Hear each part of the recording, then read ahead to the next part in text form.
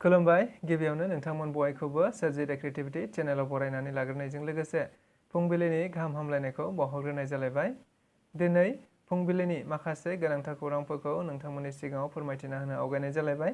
नोंथांमोनहा नायनानै जुदि मोजां मोनोब्ला लाइक खालामगोन, शेयार खालामगोन होनना आसा खालामबाय। लोगोसे चेनेलाव गोदान फैदोंब्ला आरो सानफ्रोमबोनि बेबायदि खौरांफोरखौ मोनबाय थानो लुबैदोंब्ला जाहाथे चेनेलखौ साबस्क्राइब खालामनानै लायो बेखौनो गुरै खावलायबाय।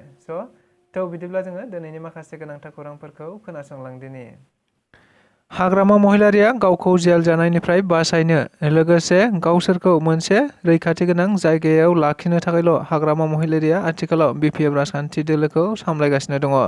बाथ्राखौ बुंथिनानै होदों बिटिआरनि हाग्रा बिफाननि मावफुं सोद्रोमा रनजित बसुमतारी बिथाङा। मिथिनो मोननाय बायदिब्ला आथिखालाव इउपिपिएल राजखान्थि दोलोआ मोनसे गेदेरथार जयनिं हाबाफारि लाबाय थानाय बायदिनो मैयाबो मोनसे जयनिं हाबाफारि लानाय जादोंमोन।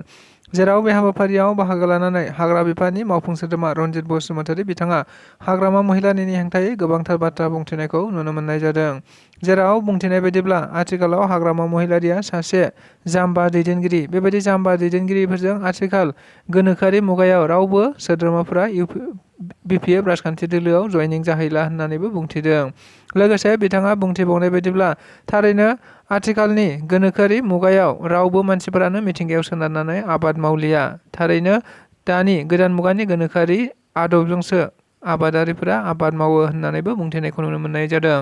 बेनि अनगायैबो बिथाङा बे बाथ्राखौबो थारैनो बुंथिनानै होदों दि बेफोरनि गुदियावनो दङ हाग्रामा महिलारिया आथिखालाव दायो गावखौ जेल जानायनिफ्राय रैखाथि होनो थाखायसो बेफोरबायदि बाथ्राखौ बुंगासिनो दङ। लोगोसे गावसोरखौ मोनसे रैखाथि गोनां जायगायाव दोनबाय थानो थाखाय बिपिएफ राजखान्थि दोलोखौ आथिखालाव सामलायगासिनो दं होननानैबो बुंथिनायखौ नुनो मोननाय जादों। देग्लाय 2023 मायथाइनि बड'फा उपेन्द्रनाथ ब्रह्म सुबुंथिनि फायखि बान्थाखौ थारैनो भारतनि सासे इन्जिनियार, सासे सोलोंथाइगिरि आरो सासे सोलोंथाइ दाफामगिरि सनम वांचुक बिथांनो गथायनाय जागोन। थारैनो मिथिनो मोननाय बायदिब्ला देग्लाय 2023 मायथाइनि बड'फा उपेन्द्रनाथ ब्रह्म सुबुंथिनि फायखि बान्थाखौ बड'फा इउएनबि ट्रास्टनि बानजायनायाव बोसोरफ्रोमबो होबोबाय थाजानाय बायदिनो देग्लाय 2023 मायथाइनि 20थि बे बान्थाखौ गुबैयै सनम वांचुकनो फैगौ 23 दिसेम्बर खालि बड'फा कालचारेल कमप्लेक्सआव मोनसे हाबाफारिनि गेजेरजों गथायनाय जागोन होनना मिथिनो मोननाय जादों।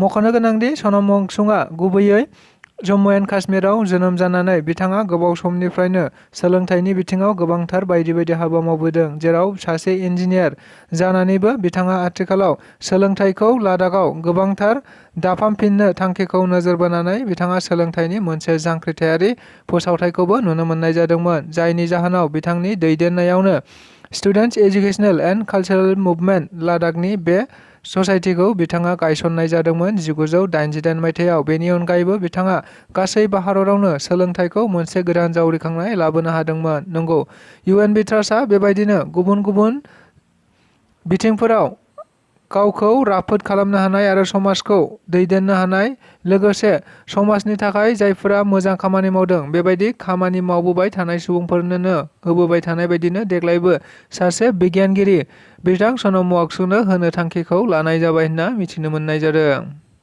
थारैनो हाग्रामा महिलारिनि मुङै मिथिजानाय चिरां जिल्लायाव थानाय बाथौ खेराइ फेमिलि रिजर्टखौ बन्द' खालामनायनि थांखिजों प्रमद बर'निसिम लाइजाम दैथायहरनाय जादों। लाइजामखौ सोर दैथायहरदों, मानो दैथायहरदों आरो प्रमद बर'आ बेनि सायाव मा एक्सन लागोन, बाथ्राफोरा आथिखालाव खौरां बिजोंफोरनि गेजेरजों गोबां गोसारलांबाय थानायखौ मिथिनो मोननाय जादों। नंगौ, बे बाथ्राखौ मैया बिटिआरनि गाहाय मावफुं सोद्रोमा प्रमद बर' बिथाङानो खौरांगिरिफोरनि गेजेरजों बुंथिनानै होनायखौ नुनो मोननाय जादों। बिथाङा बुंथिनानै होनाय बायदिब्ला थारैनो चिरां जिल्लायाव थानाय बाथौ खेराइ फेमिलि रिजर्टखौ बन्द' खालामनांगौनि थांखिजों ओनसोलाव थानाय रायजो राजाफोरा गोबांथार प्रमद बर'निसिम लाइजाम लिरहरदों होनना बुंथिनानै होदों।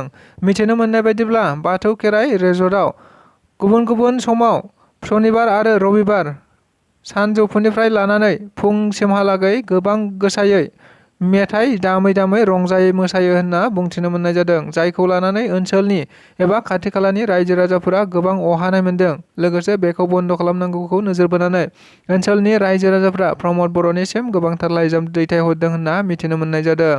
नंगौ, बे बाथ्राखौ बिथां प्रमद बर'आ गावनो बुंथिनानै होदों। लोगोसे बिथाङा आरोबाव बुंथिनानै होबावदों दि बेखौ सालिजारि खालामगासिनो दङ। थारैनो बेखौ लानानै गोबाव सम खालामालाफानो थारैनो आयेननि राहा बायदियै बिथांमोननि रिजर्टखौ मा खालामनाय जायो बेखौ उनाव मोनथिनाय जागोन होननानैबो बुंथिदों। लोगोसे बिथाङा आथिखालाव हाग्रामा महिलारि बिथांनि हेंथायै बुंथिनाय बायदिब्ला थारैनो हाग्रामा महिलारिया पावार आरो फैसाखौल' मिथिगौ। बिथाङा दिनैसिम जा खामानि मावदों एबा बिथांनि गासै खामानि मावनायफोरखौ नायबोयोब्ला सिगांनिफ्राय थारैनो हाग्रामा महिलारिया माब्लाबा फैसानि थाखाय खामानि मावदों आरो माब्लाबा गोहोनि थाखाय खामानि मावदों होननानैबो बुंथिनानै होबावदों। बिपिएफ राजखान्थि दोलोआव जेसेबांखि लाइमोनफोर हाबा मानो बिसोरो गासिबो खाम्फा बरगयारिनि फिसाजो फिसाज्लाफोर गोजा।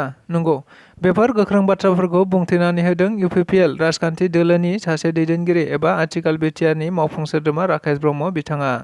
मिथिनो मोननाय बायदिब्ला आथिखालाव इउपिपिएल राजखान्थि दोलोआबो फैबाय थानाय 2024 मायथाइयाव जानो गोनां एमपि बिसायख'थिखौ नोजोर बोनानै गुबुन गुबुन समाव गुबुन गुबुन हाबाफारि लाबोनाय बायदिनो मैयाबो आरोबाव गोबांथार गेदेर मोनसे सुबुंगमा लानायखौ नुनो मोननाय जादों, जेराव बिटिआरनि मावफुं सोद्रोमा राकेश ब्रह्मआ हाबाफारियाव बाहागो लानानै खौरांगिरिफोरनि सिगाङाव बुंथिनानै होनाय बायदिब्ला दाखालि बावैसो चिरांनि बाथौ खेराइ रिजर्टआव माखासे लाइमोनफोरा बिपिएफ राजखान्थि दोलोआव जयेन जानायखौ नुनो मोननाय जादोंमोन, जायखौ खौरांगिरिफोरनि सोंनायाव बिथाङा बुंथिनानै होनाय बायदिब्ला थारैनो जायफोरा बिपिएफ राजखान्थि दोलोआव हाबदों बिथांमोनहा गासिबो खाम्फा बरगयारिनि फिसाजो फिसाज्लाजोब होनना बुंथिनायखौ नुनो मोननाय जादों। बेनि अनगायैबो आथिखालाव बिपिएफनि गाहाय हाग्रामा महिलारिनि सायावबो गोबांथार बाथ्रा बुंथिनायखौ नुनो मोननाय जादों, जेराव बिथाङा बुंथिनानै होनाय बायदिब्ला हाग्रामा महिलारिया आथिखालाव गोबां जौ लोङो, जायनि थाखाय बिथांनि डिप्रेसनाव थाबाय थायो। बेनिखायनो बिथाङा जानला मोनला बाथ्राफोरखौ बुंथिबाय थायो। बेनिखायनो बिथांनियाव बेफोरबायदि बाथ्राफोरखौ सोंनायानो खौरांगिरिफोरनि भुल होननानैबो बुंथिनानै होदों। मानोना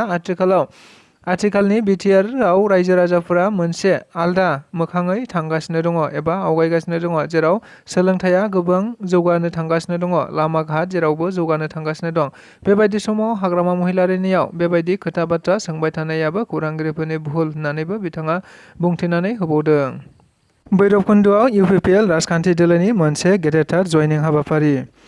मिथिनो मोननाय बायदिब्ला आथिखालाव इउपिपिएल राजखान्थि दोलोआबो फैगौ 2024 मायथाइयाव जानो गोनां एमपि बिसायख'थिखौ नोजोर बोनानै गुबुन गुबुन समाव बेबायदिनो जयनिं हाबाफारिफोर खालामबोबाय थानायखौ नुनो मोनबाय थानाय जादों। नंगौ, बेबायदिनो मैयाबो आरोबाव भैरबकुन्द'आव इउपिपिएल राजखान्थि दोलोआ मोनसे सुबुंगमा खुंनायजों लोगोसे गेदेरथार जयनिं हाबाफारिफोरबो खुंनायखौ नुनो मोननाय जादों।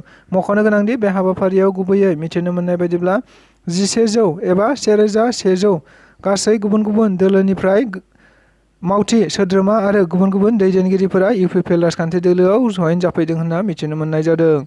मख'नो गोनांदि मैयानि बे जयनिं हाबाफारियाव गुबैयै आथिखाल आसामनि केबिनेट मन्थ्रि उर्खाव ब्रह्मजों लोगोसे बिटिआरनि गाहाय मावफुं सोद्रोमा प्रमद बर', लेङाइ गाहाय मावफुं सोद्रोमा गबिन्द बसुमतारी, मावफुं सोद्रोमा डक्टर निलय स्वर्गियारी आरो गोबां इउपिपिएल राजखान्थि दोलोनि दैदेनगिरि बिथांमोनाबो हाबाफारियाव बाहागो लादोंमोन होनना मिथिनो मोननाय जादों। मख'नो गोनांदि बेबायदिनो गुबुन गुबुन समाव गुबुन गुबुन हाबाफारिखौ नोजोर बोनानै आथिखालाव बिपिएफ राजखान्थि दोलोफोराबो गावसिनि जयनिं हाबाफारिफोरखौ खालामबोबाय थानायखौ नुनो मोनबाय थानाय जादों। नंगौ, बेबायदिनो इउपिपिएलआबो मैया बेबायदि गेदेरथार सुबुंगमा आरो जयनिं हाबाफारिखौ खालामनाय जायो होनना मिथिनो मोननाय जादों।